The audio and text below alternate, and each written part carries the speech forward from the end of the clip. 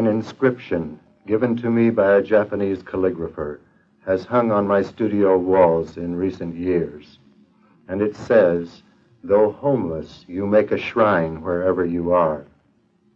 At the moment, my shrine happens to be in Chicago, and if it is a shrine, it becomes one only through the musical instruments that I have around me.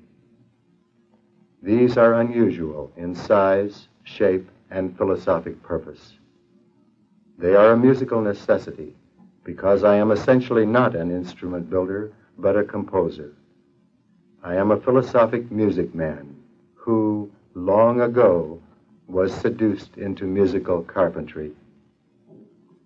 As a composer and a musical philosopher, I make my living by selling records of my music. I am both the manufacturer and the retailer, and I distribute the records very largely by mail. My music and my instruments are the expression of an ancient tradition in which sight and sound unite toward the achievement of a single dramatic purpose. This is not concert music. It finds its highest purpose in collaboration with other arts, with dance, with tragedy, with satire, with farce, and, in the present instance, with the art of film. Unfortunately, records carry their message only to the ear. They bring no similar and unifying excitement to the eye. With film, it is possible for the eye to explain to the ear, and for the ear to fulfill the vision. Some 35 years ago, I began experimenting with musical scales different from the piano scale.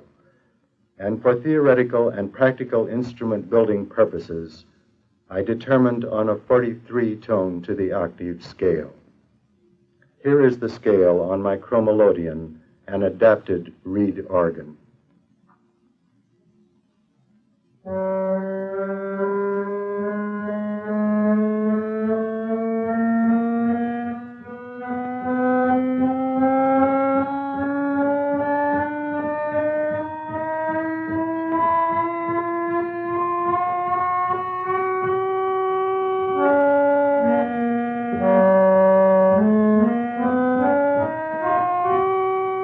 Here is the ancient Greek enharmonic scale.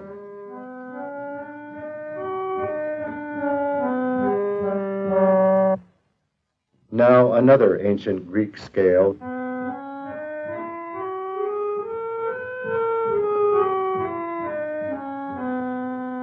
The 13 sub-bass reeds descend to a 33 cycle tone, the lowest C on the piano.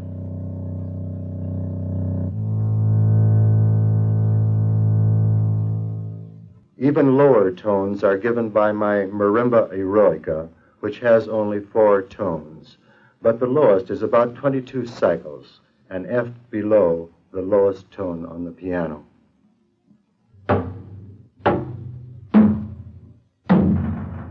Unfortunately, sound systems are generally not capable of reproducing the profound resonances of this giant marimba. The huge mallets are sometimes put aside in favor of gloved hands.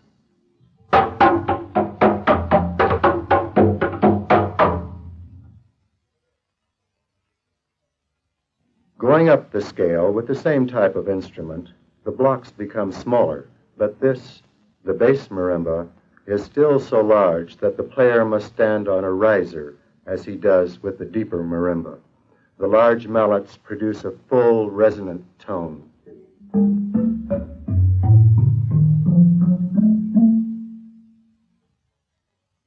The tips of fingers a sharp bongo-like tone.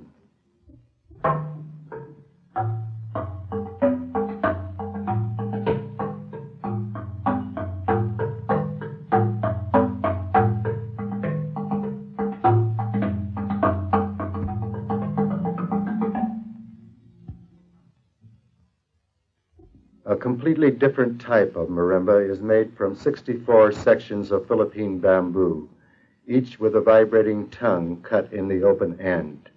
Boo is my name for this marimba.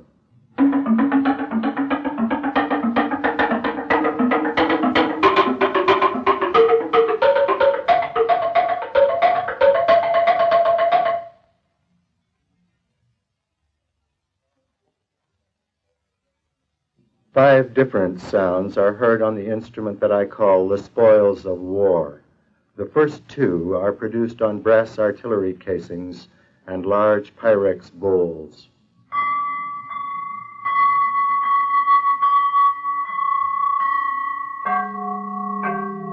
The third is a high block tone. The fourth, a deep tone. And the fifth is made on a piece of spring steel.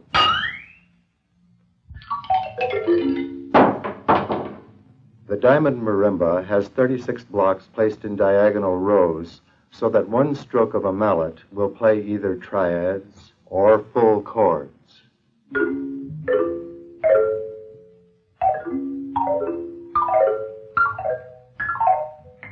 Right-hand strokes are major, while left-hand strokes are minor.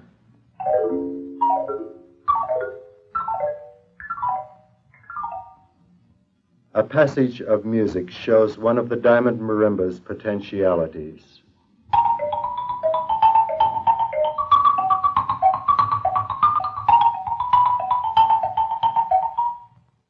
I call this instrument the cloud chamber bowls. The centers of the carboys from which they came were used in so-called cloud chamber experiments.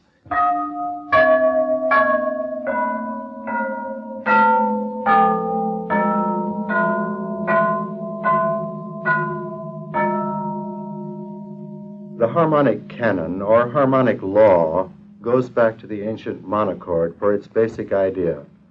The monochord had 2 fixed bridges and a movable bridge between, with which ancient theorists determined their scales.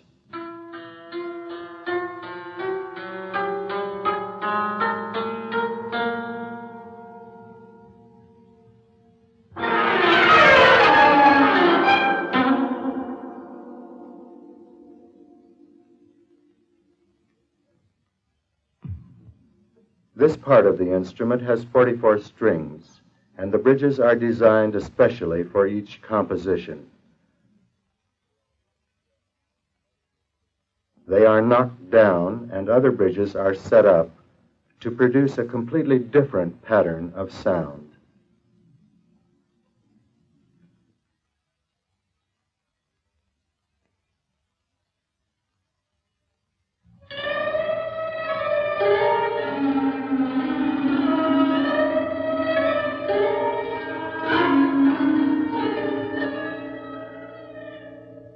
The twin half of the instrument also has 44 strings and still another bridge setting.